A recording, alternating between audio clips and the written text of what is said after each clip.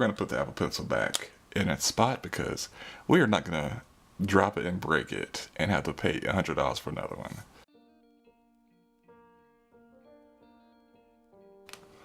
What's up everyone? In this video I'm going to go over a few things that helped, let me stop moving the tripod. I'm going to go over a few things that helped me, really get a good handle on Procreate and using my iPad Pro. So I'm going to really start from the outside in. So let's go. So of course, you know how to get a iPad Pro case because I have the 9.7 inch. I, for one, did not need the gigantic 12 point whatever size that is. And this case it wasn't expensive. I got it on Amazon and I liked it because one, the camera is not gonna be laying on the surface that I'm using, and also it's one to hold my Apple Pencil, and it's magnetic, very protective of the iPad all around the corners. Mine, I've had it a while, if you can see it crack right there, but that is just from me using it, and yeah, I'll say me using it. And another thing you could do with this case, you could prop your iPad up like a display. And on my iPad, I have a screen protector. Since I have the screen protector on it, I have really been thankful that I got a screen protector, because when I first got my iPad, I was thinking, you know what, I'll be fine without one. But then I said, you know what, you're spending X amount of dollars on an iPad Pro. Why the hell would you not protect the screen? So the screen protector, I think it's like Armor. I don't even remember what brand it was. It was like Armor Shield, I think, or Tech Armor. I think I paid around like $30 for it, but it was worth the money. And also another thing I like about this case is how it gives you a little slot to pick the Apple Pencil up. And if you didn't know, the iPad Pro is magnetic on this side. Yeah, on the right side. But we're gonna put the Apple Pencil back in its spot because we are not gonna drop it and break it and have to pay $100 for another one. It's because we want to respect our tools and take care of them.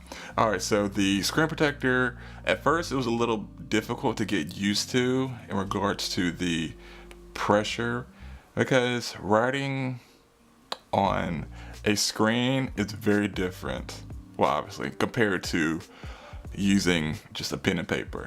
And I want to say, before we get further into this video, don't get an iPad Pro just because it's trendy.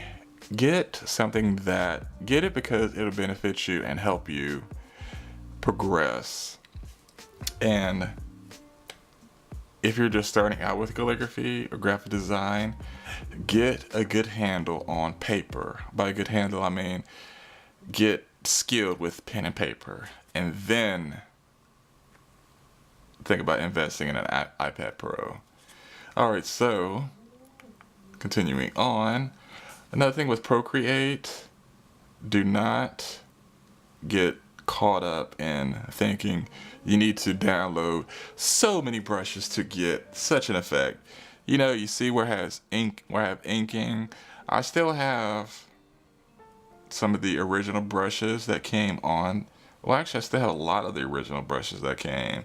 I, for one, don't like to rely so much on purchasing every new brush that I see or downloading every brush that I see, because all these effects that these brushes create, you never know what you can come up with. And another thing that I'll have to admit that I struggled with at first was, let me show you some of my old stuff, was layouts. A good example is this. I may redo this, or I may just scrap it. was the layout. Everything is crashing in together. So that's another thing. You want to, if you don't have a Pinterest account, let me show you. If you don't have a Pinterest account, I definitely recommend creating one because there is so much, let me show you. There is so much good work on there that you have to find what inspires you and what you enjoy. So this is me. You can follow me on Pinterest as well. Just follow me there, Evan Dooley, and you can just look and have boards of calligraphy inspiration, your work, and you could see what other people have done. And a good example is this one. You see how they laid how they have laid out the type. And you know, the same with this one. With all these, layouts are a thing that I have to admit is very difficult for a lot of people to work through. So you really just have to, like this right here, this is another example of a layout, completely different. Oh, the reflection. Yeah, it's completely different.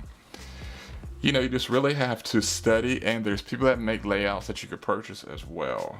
All right, that's enough. And before we wrap this up, one thing, you know how I mentioned earlier about not getting away from thinking I'm just gonna go straight to iPad and not paper. That is just how I went about doing all of this in regards to Procreate. Procreate, see how clean the lines are and they're not shaky? Oh, the iPad is shaky. Well, what the hell was I trying to say? But anyways, see how there's a setting in Procreate called Streamline. And you see how different it'll be if I cut it down. The line will be shaky. You know, I just want to say, it's all about what you want to do and if you want to be able to be versatile. Me, if you follow me on Instagram, links in the description, I like to be able to do both. Procreate is a bunch of experimenting and seeing what other people have done and creating your own version of that. Or, you know, creating what they've created and leaving it for your eyes only. And, you know, there's plenty of tutorials out there that go very, very in depth with Procreate. Because this program, I believe it's $5.99 for it, or I'm not sure how much it was because I bought it so long ago, like a year or so. And there's so much you could do with Procreate. It's just how much time you're willing to put in to learn it. So don't get frustrated by it. Start off with the basics, and thank you so much for watching the video. Thank you for your time. I hope you enjoyed watching this video, and don't forget to subscribe, and also don't forget there's more info in the description box below.